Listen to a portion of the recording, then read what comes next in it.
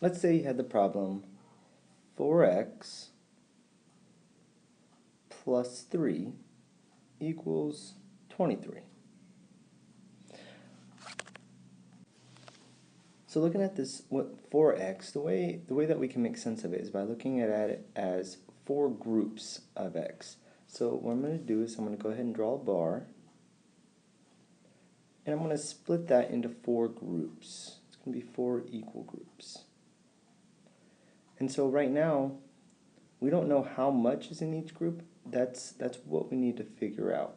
But we do know that if I have 4 groups of this number, and if I add 3 to it, well then we know that the whole thing is going to equal 23, which just tells us in the problem.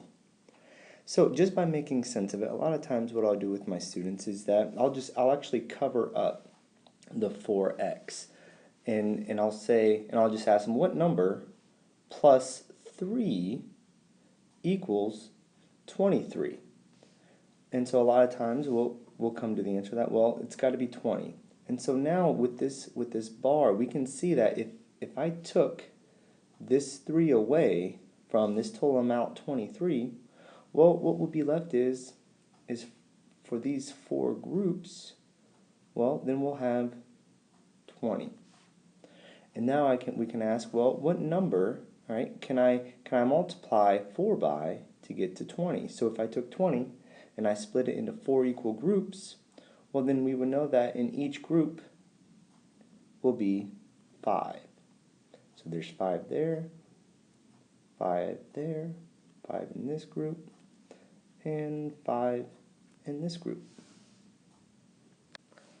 So let's kind of look at how that way of just being able to make sense of it and visualize it, how it compares to the traditional way that it's taught.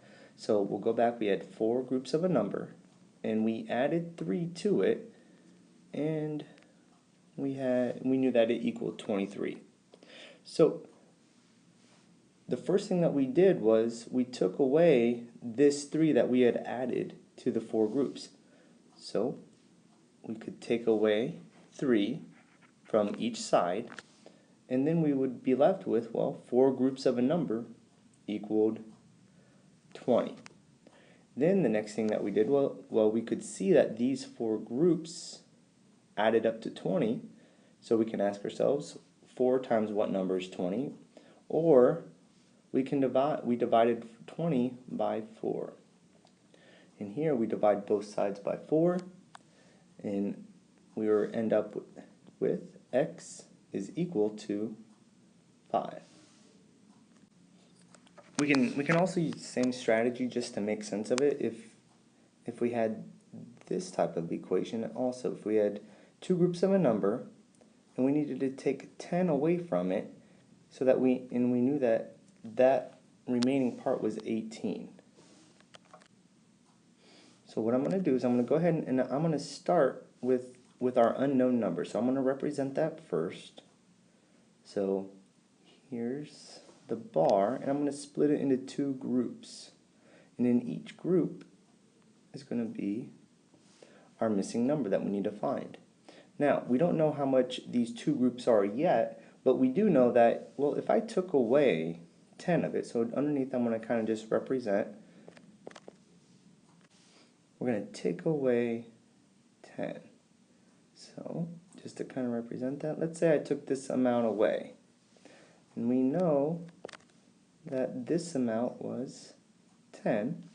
And well, what's left would be just about this amount. And again, we don't know how much of the bar it's taken up, but we just know that, well, I took something away and we were left with 18. So now we can ask ourselves, well, if I wanted to know what this whole bar, these 2 groups would be, well, all we would have to do is just add back the 10 that we took away. So we can add this back, and we'll see that, well, originally the 2 groups had to have equaled 28. And now we can ask ourselves, well, if I have 28, and we know that it's made up of 2 groups, and it's the same amount in each group, Well, now we can just take 28 and split it into two groups. And so 14 is going to be in each group. So in this case, A is equal to 14. So we can go ahead and see how that kind of compares to the same process of just isolating the variable by doing the same thing on each side. So this is what we had. So we'll see that the first thing that we did was we added 10 back to 18. So we can add 10 to this side of the equation. We can add 10 to this side of the equation. And then we would find out that two groups of a number was 28. As we can see, as the whole bar ended up equaling 28. Then the next thing that we did was we saw that there were two groups, and so we split 28 into two groups. We can divide both sides by 2, and we'll see that A equals 14.